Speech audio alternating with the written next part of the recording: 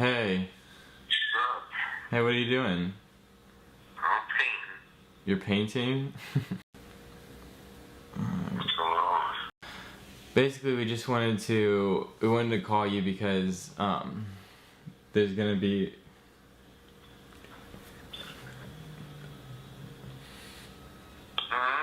Yeah, sorry.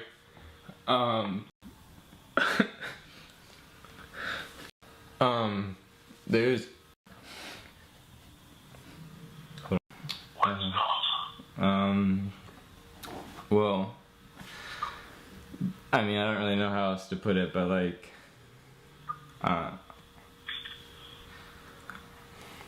I'm gay, and, we just wanted to like call and tell you.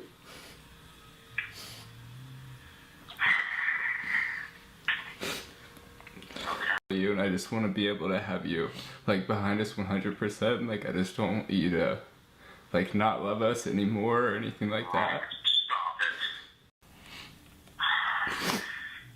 it. Would you just stop? Americans consider homosexuality more harmful to society than adultery, abortion, or prostitution.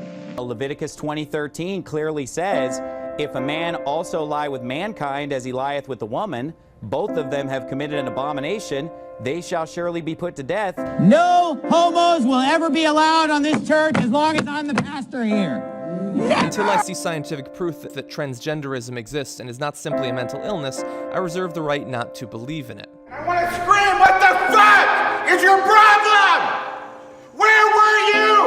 Why did you leave me here? Yet there is a growing concern about homosexuals in society, about their increasing visibility.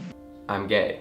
That I am gay. A word that I've been using to describe that, kind of as of late, is the word trans, so I would say that I'm trans. You know, when I was young, to have somebody out there that I could have looked up to, it would have made a world of difference. It would have changed my life. For the national result, yes responses, 7,817,200, representing 61.6%.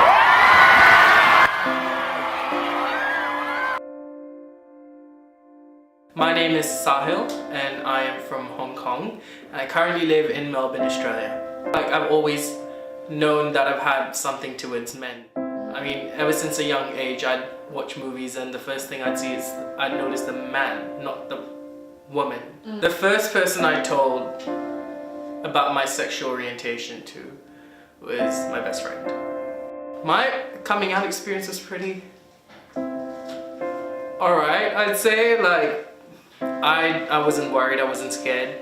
People were there for me, they were supportive, and everybody wanted me, like, people started looking at me as a trophy, like, friend, you know, like, everybody wants that trophy gay best friend, so I'm like, hell yeah. So half my family knows about my sexual orientation, the other half don't. So for those who do know about it, they're supportive of it, they love me for who I am. The other half who don't know about it, well, they don't know, so they can't have an opinion. In terms of how should a friend react to somebody in a positive manner, is I'm proud of you for who you are and what you've and I'm proud of you for who you are and taking the step to come out. I'm proud of you for being you. Do know that I'll always be there for you. That's something that, you know, everybody wants to hear. Everybody wants to feel secure. I'll say that in Australia it's a pretty fair go place, you know. You are who you are. You live how you want to live. You're gay, great. You know, there are also different festivals in Australia to acknowledge that, like the Mardi Gras festival in Sydney, the parade that happens, the Pride Parade, and just the recent legalization of same-sex marriage proved one thing, that yes, you know, the community's there for you. So, hats off Australia, you're doing a very good job. My name is Cordelia. I was born in England. Most recently I've lived in Tasmania, and now I'm in Victoria for university. In Tasmania it was only made legal to be gay in 1998, so it was still illegal. It wasn't just frowned upon, it was actually illegal, and people were actually taken to jail, and they do have criminal records that say, you know, homosexuality and all this ridiculous stuff. I first realised I was queer somewhere around primary school, where I got my first like girl crushes, which I think is something that a lot of people get, but I don't think I realised it really like solidified for me until like after puberty. I think the first person I told was when I moved to high school. It might have been, yeah, it would have been one of my friends there, and I waited till my best friend Adam had already come out, and then I also came out, like piggybacked on it, and our friends were really cool about it, but that was a lot of like coming out to my female friends where they were like immediately like, oh, that's cool, but like just so you know, I don't have a crush on you, and I'm like, well, that's great, like I don't have a crush on you either. I came out to my family, not officially, they sort of found out more than I came out. So my stepdad went through my internet history, and it was just like gay, porn, and he was like, well, I suppose that means she's queer, and that did not go very well at all. He was pretty awful about it, and I tried to like pretend it was someone else on my like phone or on my laptop or whatever, so he was a bit of an asshole about it. My mom was not great at first, great now, and then my biological father, I only came out by asking if my girlfriend could come to my graduation dinner that I was having with him. I'd say some of the challenges within the queer community I'm in at the moment are things like community policing, call-out culture, the idea that somehow you can't have like straight friends because they don't understand about queer issues, just those kind of things that happen when a community has gone through a lot and has a lot of internalized trauma and things, is that a lot of people within the queer communities tend to stick in the queer community, which I've always found is a little bit odd, the idea that you could only socialise with queer people and sort of live and breathe queer life and queer issues in Australia. So trans people are 11 times more likely to attempt suicide.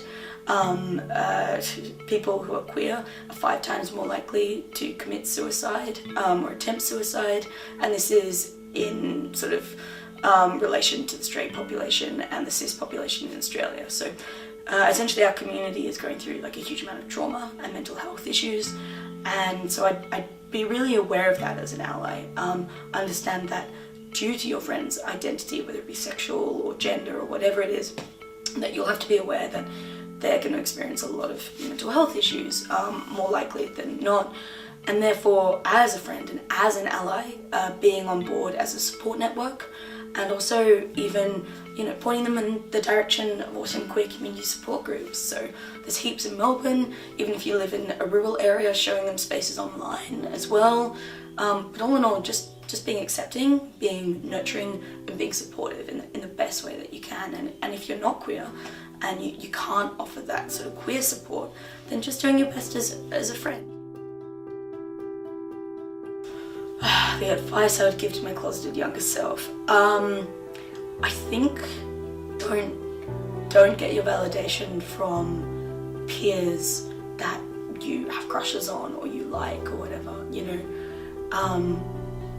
Like coming out and having crushes on people in a small like Tasmanian town or whatever, of course you're not going to get your validation from that. Like, just be patient and like learn and grow, and soon you'll find an awesome community, and soon you'll find great partners, and you'll be able to like exist within a really comfortable space. But in the meantime, just focus on getting your validation from things that actually matter. This is a very hard one, I believe, because if for anybody, I'd say, you know what, you can take your time to come out, because you shouldn't be forced to come out.